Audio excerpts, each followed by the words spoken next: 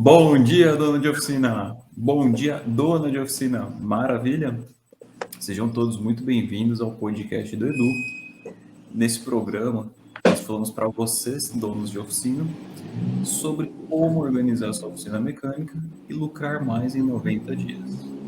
Para quem está chegando aí e não me conhece, eu sou o William Rezende, o perguntador. E eu sou o Eduardo Silva, proprietário da Tagma Car Service, também o criador do método da mecânica da mente, do qual ajuda donos de pequena e média oficina a mudarem os seus resultados partindo do pilar principal, que é ele mesmo. E olha que a gente vai sempre seguindo um caminho e, na verdade, às vezes a gente acha que é a gente que cria esse caminho, mas o qual é criado por Deus. Ele só vai apontando um pouco da direção, a gente vai entrando e vai entendendo que é justamente isso. Certo, William? Isso aí. O que a gente vai falar hoje? Qual que é o tema específico hoje, gente? Qual que é o maior obstáculo para donos de oficina organizarem e lucrarem mais? Vamos falar sobre isso aí. Bom, começando que é o seguinte. Existem vários obstáculos que a gente conhece.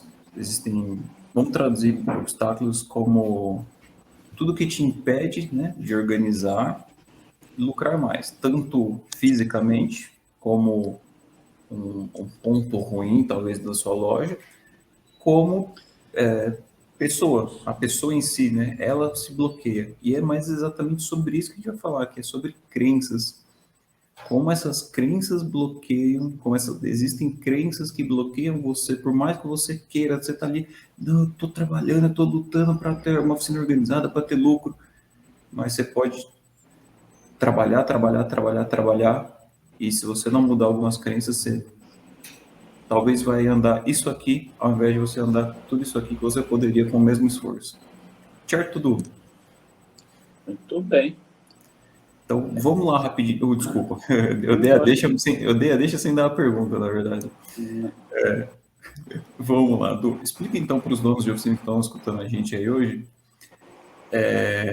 o que são crenças no geral, para a gente entrar no contexto e a fundo já no assunto. Por favor. Muito bem. É um tema aí que, de uma certa forma, é um tema aí que, de uma certa forma... Deixa eu só apoiar um negócio aqui atrás, William, que aí eu fico um pouco mais afastado aqui. Aí, ó. Exatamente. Então vamos lá. Quando fala de crenças, algo que me chama bastante atenção, porque foi um dos pilares aí do qual, naquele período da mudança ali, né, daquela virada de chave, para mim foi muito importante. Me chamou muita atenção, porque falou demais comigo, né? Geralmente quando a gente fala sobre crença, muitas pessoas acabam ligando à religião, né? Mas tem um sentido em relação a isso. Mas aí eu comecei a entender que a crença não era, né? A crença simplesmente é tudo aquilo que você pensa, sente, comunica, criando um loop, faz com que você acredita piamente naquilo e você segue aquela direção e você vive de maneira convicta relacionado àquilo. Então, tudo aquilo que você pensa, sente e comunica. Então, por exemplo, você pensou sobre um algo, né? Aí você começa a sentir aquilo porque você está pensando, e aí você comunica, você externaliza ela. E de uma certa forma você vive naquele ciclo, naquele loop, fazendo com que aquilo realmente aconteça. Então não está ligado só à parte aí, de uma certa forma, religiosa, né? Então, isso é como se fosse uma programação do qual você às vezes pode receber isso ou dos seus pais, né? Ou você pode acreditar num algo e seguir aquilo. Só que também, de uma certa forma, tem pontos, né? Ou por repetição ou por um forte impacto emocional. Alguma coisa. Por exemplo, vamos citar um algo que eu vi e presenciei, depois eu falo a respeito das crenças que eu tinha e que eu acabei trabalhando para que isso mudasse, né? Por exemplo, eu vi, e não foi uma vez só, né? Às vezes mulheres que sempre se relacionam com aquela pessoa, tipo assim, com um cara que não dá certo. né? Que elas cara falam que o errado. dedo podre. Ela fala, eu tenho um dedo podre. Exatamente. Na verdade, o que acredita? Baseado em cima, né? Quando você entra mais a fundo, você acaba descobrindo uma raiz, que às vezes foi por conta de um ensinamento. Vamos supor, tem mães que às vezes falam para suas filhas que assim, ó, talvez não dependa de homem, né? Não dependa de homem. Aprenda a ser independente. Meu, aquilo ali, ela pensa, sente, comunica, ela vai viver naquele ciclo. Ouviu a mãe ou alguém muito próximo viver esse loop sempre de relacionar com pessoas que eram tóxicas. Então, pela convivência, né, ou pelo impacto que aquela pessoa traz para ela, ela acaba convivendo daquele jeito e começa a criar esse loop para acreditar e vivenciar isso daí, dessa crença. Então é assim que às vezes acaba se instalando uma crença, né? Então agora vamos falar um pouco do Eduardo, porque eu falei daquela virada clássica ali, né? De mudança, né? Por exemplo, meu pai instalou uma crença em mim de uma maneira inconsciente, baseado em cima daquilo que ele começou a pensar, sentir e comunicar. Ou você pode fazer o seguinte: comunicar, pensar, sentir. Né? Meu pai, lá atrás, morando no Nordeste, vivendo uma vida muito precária, ele acreditou, e outra, de uma certa forma, vivendo muito rígido, debaixo, né, da tutela ali do seu pai. Né, que sempre botavam eles, né, para ir lá trabalhar na roça. Não que meu pai não gostasse de trabalhar, pelo contrário, gosta de trabalhar.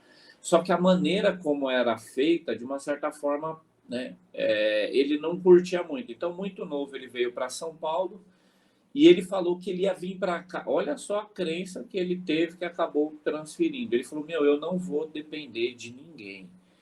Eu vou me virar e trabalhar para mim. Então, ele aprendeu ali numa casa de material de construção. A, ele foi ajudante ali no caminhão, né? Quando ia descarregar os negócios, ele era o ajudante, só que ele já criou uma meta já. Eu vou ser motorista de caminhão. E ali, rapidamente, ele começou a aprender a dirigir caminhão, aí já virou o motorista ali daquele depósito de materiais de construção. E assim, ele começou a trabalhar com caminhão até quando ele comprou o caminhão dele. Então, o que aconteceu? Ele, para fazer as coisas, para viver aquilo que ele colocou como meta da vida dele, ele olhou para frente, focou e foi. Então, ele começou a trabalhar de caminhão e fazer a vida do jeito que ele quis, ninguém mandando nele. Tanto que ele pegava, ele trabalhava de maneira esporádica, ia no posto Presidente na beira da Dutra. Antes tinha um painel com um papel com as cargas, ele ia lá, escolhia, ia para Salvador, de Salvador ele ia para o Mato Grosso, do Mato Grosso ele ia para o Pernambuco, do Pernambuco ele ia para o Rio Grande do Sul, e naquela época não tinha telefone, então quase que ele não se comunicava com a minha mãe. Então, assim, ele criou esse negócio do quer fazer, faça você mesmo, né? E uma certa feita, né, mediante uma situação que ele pediu para eu fazer, eu dei uma resmungada, né, aborrecente ali, o meu pai já logo emendou na jugular. Quer fazer bem feito, faça você mesmo. E sempre ele repetia essa frase para mim. Eu já falei para você, quer fazer bem feito, faça você mesmo. E aí aquilo, o que aconteceu? Ele pensou, sentiu, ele comunicou, pensou, sentiu para mim diversas vezes. Então foi uma repetição, foi um loop que acabou gravando para mim. Então o que aconteceu? Quando eu comecei no esporte, às vezes eu tinha atitudes dentro do campo que era justamente isso. Para virar o jogo, quer fazer bem feito, quer sair vitorioso, faça você mesmo.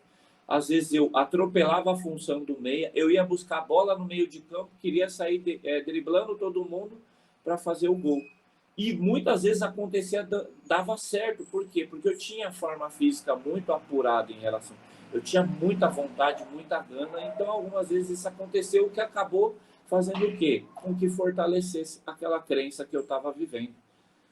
E aí, quando eu vim para a mecânica, aconteceu justamente a mesma coisa. Se eu quisesse um serviço bem feito, era eu mesmo que ia ter que fazer. Qualquer outra pessoa que fizesse, não ia dar certo. Por quê? Porque eu acreditava que o bem feito só seria feito por mim mesmo. E Du, você comentou que seu pai instalou isso em você. A pessoa, ela nasce com as crenças ou elas só são adquiridas durante o decorrer da vida? Assim, no geral. William, ó, eu vou confessar que a informação aí mais em relação a isso, eu não vou conseguir responder aqui. O que eu sei, né, que ao longo das nossas vidas, muitas crenças elas são instaladas. Crenças, hábitos, algumas coisas, por exemplo, né? Por exemplo, a minha mãe, né? Eu lembro perfeitamente isso, né? Quando ela ia, assim, que terminava de me dar banho, que a vestia, eu apoiava nela, ela põe o pé direito aqui, põe o pé esquerdo aqui. E todo dia fazendo aquilo, eu criei, né, um hábito, praticamente uma crença de quando, né, eu vou tomar banho, que eu vou começar a vestir, sempre utilizar o mesmo artifício. Pé direito, pé esquerdo, pé direito, pé esquerdo. Então você vê que desde criança a gente tem, né, esses hábitos, essas crenças sempre sendo instaladas e algumas vão acontecendo ao longo da vida. Uma coisa é certa, William, eu não sei se a pessoa já nasce, mas que você vai construindo muito ao longo da sua vida, isso vai, né? Então, por que eu considerei isso daí um ponto, né, que me chamou muito a atenção? Porque quando eu comecei a ter contato, né, na imersão a respeito disso, eu comecei a ver quantas crenças eu tinha. E que assim, não bastava só eu ficar consciente daquilo, eu tinha que programar para mudar as minhas crenças, para reverter esse quadro se eu quisesse. Porque o fato de ter essa crença de que para fazer bem feito teria que ser eu mesmo, né? Isso daí, de uma certa forma, limitava eu do crescimento, limitava eu de poder ganhar mais, limitava eu de fazer muita coisa dentro da oficina. Por quê? Porque você acaba criando uma crença de ser centralizador. Tudo tem que passar por você. Você vê que uma crença vai ligando na outra, né? Uma vai ligando na outra e vai acontecendo aquilo, vai criando aquele ciclo, né? Às vezes a pessoa até percebe que ela precisa de mais pessoas dentro da oficina com ela para poder ajudar ela.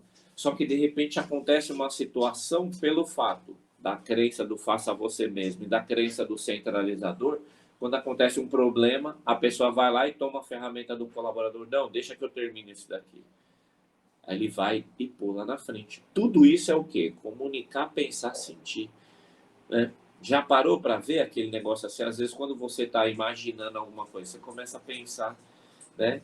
Comunicar, se você fala, meu Deus, aquela atitude assim, assim, assado, aquela pessoa tem aquela tal reação. Aí você começa a comunicar, aí você começa a pensar naquilo. Quando entra na mente que você começa a criar aquele monte de desenho na cabeça, aí é a hora que você coloca para fora. É a hora que você comunica, é onde você externaliza, é onde você levanta a bandeira daquilo que você realmente crê que aquilo é verdade. Então, dentro da oficina mecânica, você vê que tem muita crença. Porque eu tinha muita crença, né? E as coisas começaram a mudar quando eu comecei a reprogramar isso aí. Por isso que eu criei assim, uma vontade muito grande, porque eu descobri e eu queria eliminar aquilo. E ao invés de eu ficar com esse negócio assim do eu nasci assim, eu sou desse jeito, vai ficar assim. Não, eu comecei a criar o desejo de como eu faço para mudar isso. Então aí eu comecei a estudar muito, né, neurociência, comecei a estudar muito sobre reprogramação de crença, e eu comecei, não tinha lugar melhor para eu treinar, para mudar as minhas crenças do que a própria oficina. Então, se antes eu não confiava o carro na mão do cliente, eu eliminava aquilo ou tentava apagar aquilo e colocava uma nova que era como? Confiando no colaborador, né? Para eu confiar no colaborador, o que era necessário fazer? Aí eu ia trabalhando em cima para quê? Para eu comunicar, pensar, sentir e a pessoa também entender isso daí. Isso daí, logo que no início, para mim era muito doloroso, né? Porque não era assim, eu simplesmente delegava, não, né? Diversas vezes eu me pegava, parecia que era como se fosse o que se fala, teletransportar. Por exemplo, eu estava dentro da recepção fazendo um orçamento, quando dava um clique eu já estava em cima do cofre do motor olhando o que é que o colaborador estava fazendo, se ele estava fazendo certo ou não. Sem a menos eu perceber, eu estava lá. Aí quando eu via que eu estava ali, eu falava, não, só para saber se está tudo certo e tal. E pegava, dava uma disfarçada e saía. E eu falava, meu Deus, eu já estou voltando naquele loop de novo. Aí era onde eu comecei a trabalhar. E aí, graças a Deus, eu consegui reprogramar. Então, quando eu descobri que isso daí foi reprogramado e eu consegui obter resultados, eu comecei a partir para outros pontos. Comecei a fazer vários diagnósticos, né, em mim mesmo, para poder trazer resultados que pudessem, sem dúvida nenhuma, aí, melhorar. Tem crenças que a gente aprende que são boas? Tem sim. Né? Não é só crenças ruins, né? Exatamente isso que eu ia perguntar, na verdade. Quais são as 3 crenças mais comuns em donos de oficina, do que aí a gente começa a falar o como eliminar isso para já. Bom, aí a gente já parte para se isso é bom ou não, porque pode ter uma crença que seja boa, que isso vale ressaltar, e para a gente resolver isso aí. Quais são elas? Eu não, por exemplo, as 3 principais, eu não sei se essas são as 3 principais, mas assim, elas são muito frequentes, baseado em cima, né, do que a gente, querendo ou não, vem até através da mecânica da mente ajudando muito o dono de oficina. Eu acho que uma muito forte é essa, né, do que é bem feito, faça você mesmo, ou eu acredito que para ter um serviço de qualidade só eu sei fazer, né? Eu, como dono da oficina, essa eu acho que é uma das mais fortes que tem, porque a gente lida, por exemplo, quando a gente trata muito com um dono de oficina, que ele praticamente não tem colaborador, né? Ele trabalha sozinho, né? Então é muito forte isso. Quando ele até tentou ter colaboradores e ele teve problema, e aí ele deixa de ter os colaboradores e começa a trabalhar só ele, e às vezes só ele e alguém da família. A esposa, né, a namorada, o filho ou filha, e não contrata. É baseado em cima dessa crença. Né? Uma outra crença muito forte que permeia no setor da área da reparação automotiva, né? De que colaborador não quer nada com nada. Isso pode ser uma crença. Será que todo colaborador é assim? Né? Ninguém quer nada com nada, só quer saber do salário, só quer saber da comissão, não quer saber de comprometimento. Isso é uma crença muito forte também que existe dentro da área da reparação automotiva. E uma terceira, William, eu acho que deve estar relacionado à parte financeira. Essa crença da parte financeira, ela é muito forte, né? Se você for ver também, né, até um livro que eu estou lendo do Tony Robbins que chama Dinheiro, Domine esse Jogo, você começa a entender, né, que a crença sobre o dinheiro, ela de uma certa forma é ensinado para nós de diversas maneiras, né? Por exemplo, a minha mãe, ela foi muito escassa, né, por conta de ter vivido no Nordeste. Então ela acabou reprogramando uma crença sobre dinheiro em mim e no meu irmão muito forte. Só que tipo assim, teve reações diferentes, né, em mim e no meu irmão. O meu irmão, ele tem uma maneira de lidar com dinheiro, eu tenho uma outra que de uma certa forma era muito prejudicial, que aí quando eu descobri isso, eu comecei a trabalhar justamente para entender um pouco mais sobre o dinheiro. Pelo fato de eu conviver na igreja, já tem praticamente aí uns 20 anos, né? Você sabe que dentro de igreja é um tabu, né? Você falar sobre dinheiro, né? Por exemplo, se você pede muito, você é mercenário. Se você não pede, é porque não precisa, né? Aí tem um versículo da Bíblia que diz que é mais fácil, né, um camelo passar pelo buraco de uma agulha do que um rico entrar no reino do céu. Só que se você for olhar o contexto bíblico e o porquê que foi falado isso, existe uma raiz por trás que não tem nada a ver, mas cria uma crença nas pessoas sobre dinheiro, né? Então, os donos de oficina, ele tem muito esse problema. Então, eu não digo assim que são os 3 maiores, não posso afirmar, né? Não fiz um levantamento, mas olha, ó, o Carlão tá falando aí, ó, a síndrome da Gabriela. Então, é justamente isso. Às vezes a pessoa ela tem uma crença tão forte que quando você fala a respeito disso para a pessoa, que aciona aquele gatilho na mente dele, o que vai acontecer? Ele vai falar, ele vai buscar uma história, uma narrativa para contar, para justificar aquela atitude dele. E entra nisso que o Carlão falou. Muita gente fala, meu, eu nasci assim, vou viver assim, vou morrer assim. Então ele está levantando a bandeira e fortalecendo aquela crença que ele tem, né? Se você for ver, por que o povo judeu, ele é tão próspero, né? Porque querendo ou não, o dinheiro e Deus, ele tem uma ligação muito forte. Só que eles entendem o que é, né? Até nesse livro que eu estou lendo sobre o dinheiro, né? Ali tem uma frase, né, que fala assim: o bom samaritano ele não seria tão lembrado se não tivesse dinheiro. Porque além dele passar e se compadecer daquela pessoa que estava toda maltratada ali na beira do caminho, ele pegou a pessoa, levou para uma hospedagem, que seria um hotel, pediu para cuidar, deixou pago e ainda falou que se tiver alguma coisa a mais, na volta ele passava e complementava com aquilo.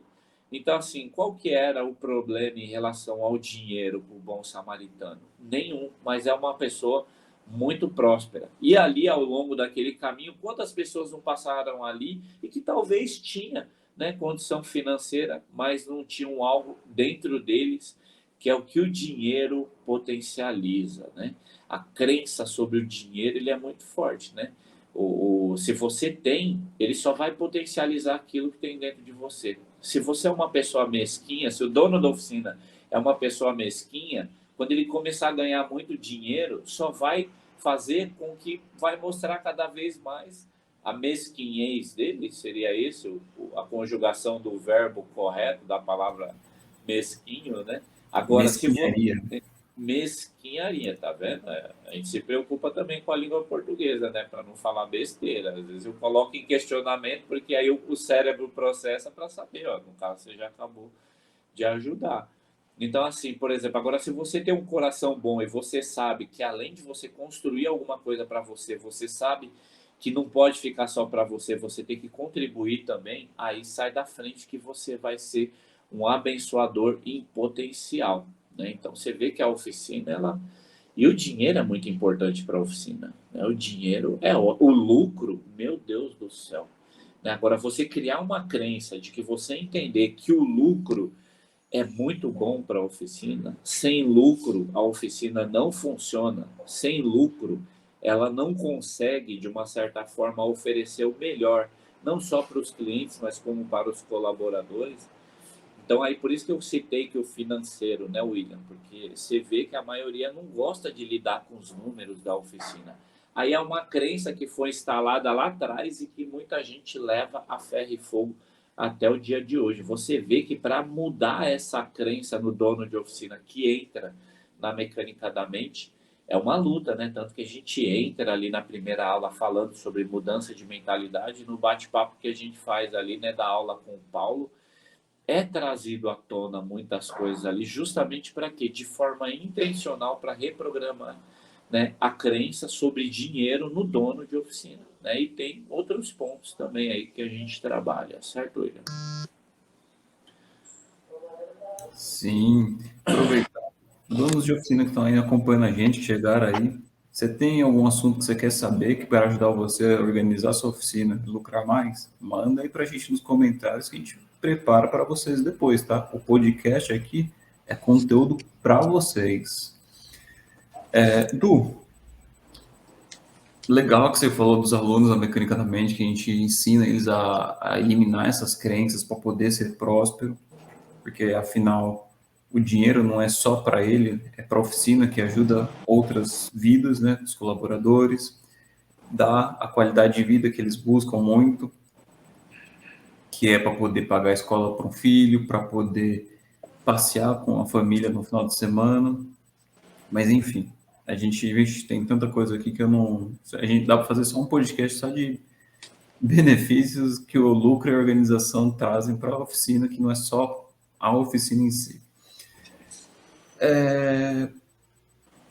Por onde o dono de oficina que está escutando a gente aqui hoje... Melhor, deixa eu só mudar a pergunta. Qual que é o melhor momento para um dono de oficina que está escutando a gente, para ele começar, parar, olhar e começar a eliminar essas crenças? Qual que é o melhor momento para isso? Para o dono de oficina. Tá, então vamos lá, William. O primeiro passo aí para entender um pouco é a autoconsciência, tá? Esse daí é o primeiro ponto, saber que assim, o dono da oficina, ele a todo momento ele tem que estar com a mente aberta, com o coração aberto para mudanças, para novos aprendizados, mas não é aprendizado só na parte técnica, não pode ser só na parte técnica, tem que abrir, né, um horizonte diferente aí para atendimento ao cliente, para entender sobre os números, para entender, né, sobre como funciona a gestão aí de uma oficina mecânica. É a autoconsciência, esse é o primeiro. E o segundo, né, é buscar justamente esse tipo de informação, né? É você correr atrás aí numa mecânica da mente para que você possa compreender e entender o que é que está faltando para você, porque o conhecimento ele tem três esferas, né? Lembra que a gente sempre lá no início falava bastante acerca disso, né? O conhecimento ele tem três esferas, que é eu não sei o que eu não sei, tipo assim, por isso que às vezes a gente não consegue resolver algumas coisas, porque eu não sei o que eu não sei. O segundo é eu sei que eu não sei, e o terceiro, né, eu sei que eu sei. Por exemplo, né, troca de uma correia dentada. Nunca troquei de um determinado carro, vamos citar, vamos supor. Eu imagino que eu nem, tipo, nunca nem vi como que é a troca de correia de um Jetta 1.4 TSI, né?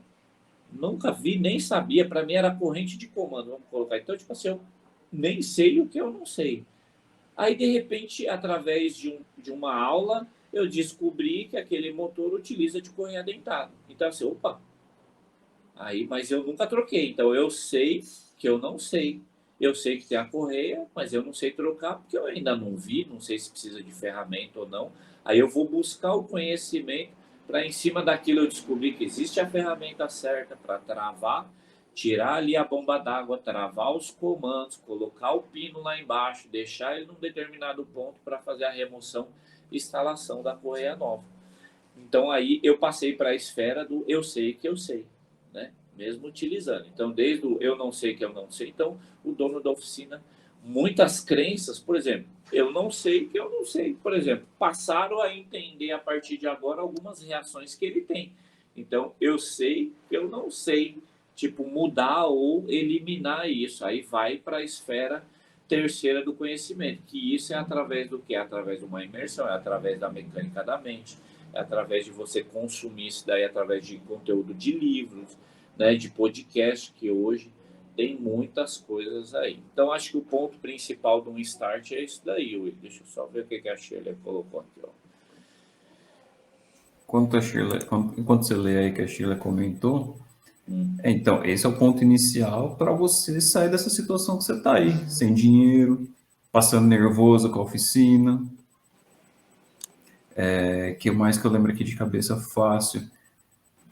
Trabalhando todo final de semana, um dia, em vez de você estar aí curtindo a família, você tem criança pequena muitas vezes, fica lá largado com a mãe, porque você tem que trabalhar para poder comprar o que vai comer. Então, cria essa indignação na sua cabeça aí agora e começa a aplicar isso. Começa a olhar o que o Eduardo falou. Porque assim, se você quer mudar, se você quer dar uma vida digna para sua família, e não só para sua família, para você também, porque você também é merecedor dono de oficina ou dona de oficina, começa a se movimentar com isso. Coloque esse status que você está hoje, essa situação que você está hoje, e dá um adeus para isso. Porque a vida não é viver só assim, igual fala, igual o cachorro correndo atrás do rabo, consertar carro e pagar conta, consertar carro e pagar conta. Não é isso. A gente está aqui para ajudar você. Então, o Eduardo falou, abre a mente e ouve o que a gente pode estar falando aqui. Às vezes é duas palavras que fala aqui que vai dar um estalo assim na sua cabeça que vai fazer você mudar. O Eduardo pensava isso, não é, Edu? Só pra, antes de falar, só explica isso aí que você passou, como, na verdade, como que os donos de oficina que estão passando pelo programa da Mecânica da Mente superaram isso, e já pode trazer a frase do podcast também. Muito bem, né? Você vê assim, através até ontem, né? A gente teve uma reunião, né, com os alunos ali da sexta turma e você viu ali que muitos deles, né, que nem no caso um aluno, que ele tinha uma crença do seguinte, porque pelo que acho que o pai, né, tinha quebrado quando era novo, aí com muito custo conseguiu se levantar e aí foi instalada uma crença nele de que assim, né, se você tipo, não trabalhar, não guardar, não sei o que, você vai quebrar, e ele vivia com aquele negócio do quebrar, quebrar, quebrar. E você vê que era um negócio tão forte que atormentava e criou uma crença na cabeça dele, que ele comunicava, pensava, sentia que ele vivia quebrado, né? Tendo o recurso, tendo o imóvel, tendo ali o estoque dele, que ele mexe, né, com o caminhão, mas na cabeça dele sempre estava como se ele tivesse quebrado. Ele deixava de fazer as coisas, deixava de viajar, deixava de comprar um carro melhor para a esposa, deixava de fazer outras coisas. Por quê? Porque na cabeça dele, ele estava quebrado. Era uma crença muito forte que estava nele. Eu fiz até um desenho rápido aqui, não vai dar para ver muito, né? Do comunicar, sentir e pensar, aí cria esse loop aí, né? Aí, ó, aí dá para ver um pouquinho. Eu fiz um rabisco aqui meio na hora, aqui, até de um papel que eu peguei aqui, e para a gente já partir para encerrar, o William falou um negócio que muitos, né, de uma certa forma, de maneira inconsciente, não vai saber. A crença do não merecimento, ele fala muito forte também para muitos donos e donas de oficina, nas pessoas no geral, mas no dono de oficina, né? Às vezes ele acha que ele tem uma oficina pequena, ele fica se desmerecendo, e é uma crença que ele tem.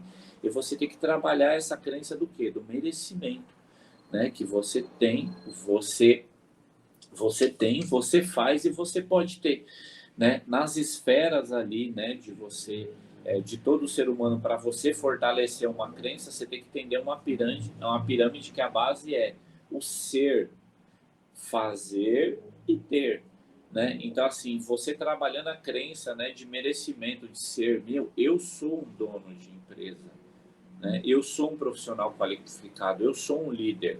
Agora, se eu não trabalhar essa estrutura à base do ser, o que vai acontecer? Eu não vou conseguir fazer direito e eu não vou conseguir ter.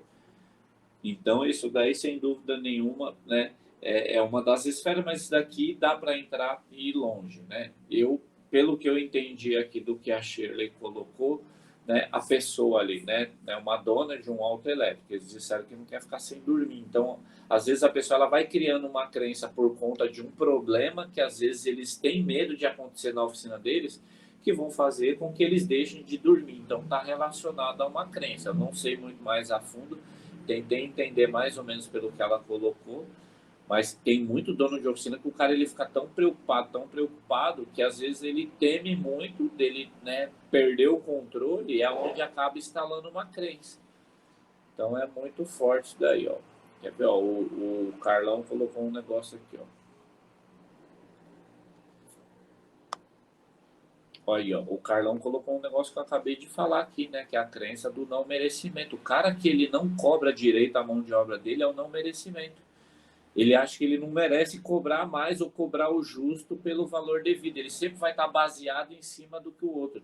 Você vê que isso daí é uma crença que está relacionada ao dinheiro que a pessoa vive, né? Então, assim, o Carlão é um cara, graças a Deus, muito próspero. Você vê que a oficina dele é muito bem montada, com muito bom equipamento. Mas você vai conversar com ele, você vê que, assim, ele é um profissional qualificado. Por quê? Porque provavelmente ele fortaleceu uma crença acerca disso e ele colhe os frutos disso daí. E ele consegue enxergar nos outros o que talvez os outros não conseguem enxergar, né? Que é justamente, ó, ele falando ali, tá? A questão de você fazer cobrança de mão de obra está justamente na crença do não merecimento. Aí tem que trabalhar como? O merecimento das pessoas. Certo, William? Deixa eu ver que tem um monte de coisa aqui que colocou aqui. Mas tô bem. É isso daí. Aí tem, ó. A gente tem muito. A Shirley está apontando um relatório todo aqui depois. Esse negócio de boicotar é a síndrome do impostor, né? Quando, às vezes, dependendo da crença que você tem, você se sabota, né? Você boicota você mesmo. A sua mente começa a trabalhar para você se sabotar. É onde você, tipo, começa a falar que você não tem capacidade, de que você não merece, de que você não pode, sempre achando os outros sempre infinitamente mais superior do que a você, e não funciona desse jeito, né?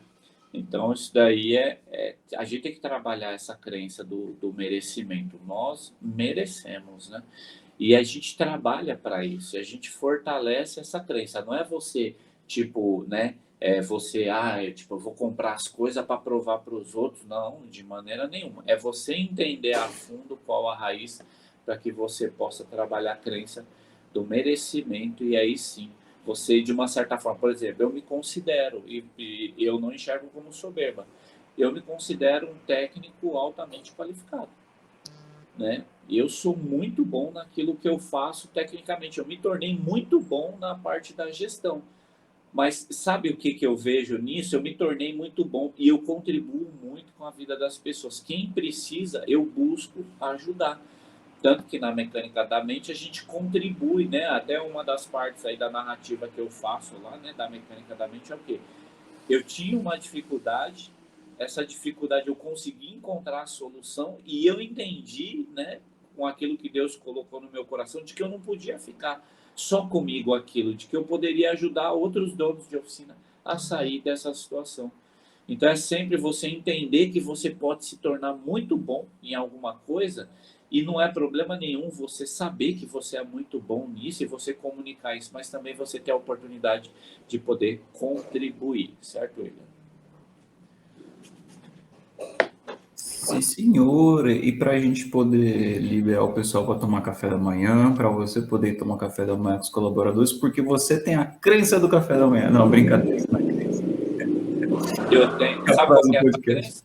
Sabe qual que é Oi. essa crença? A crença de você é um momento ali de comunhão. É um momento de você, de uma certa forma, criar conexões. Por quê? Porque eu era totalmente desconectado das pessoas. A crença que eu tinha me deixava desconectado das pessoas. Hoje eu entendo que eu trabalhando o contrário, eu fortaleço uma crença de aproximação, de contribuição tanto deles, né, de mim para com eles e deles para mim. Eu também estou aberto para aprender deles.